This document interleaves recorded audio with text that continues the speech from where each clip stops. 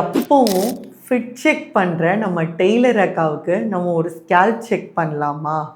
இவங்களுக்கு இருக்க மாதிரி உங்களுக்கும் கோம் பண்ணுறப்ப, பார்ட் எடுக்கிறப்ப ஸ்கேல்ப் ரொம்ப விசிபிளாக வைடனாக இருக்குன்னா, அப்போது உங்களுக்கு இருக்கிறது ஃபீமேல் பேட்டர்ன் பால்னஸோட ஸ்டேஜ் 2.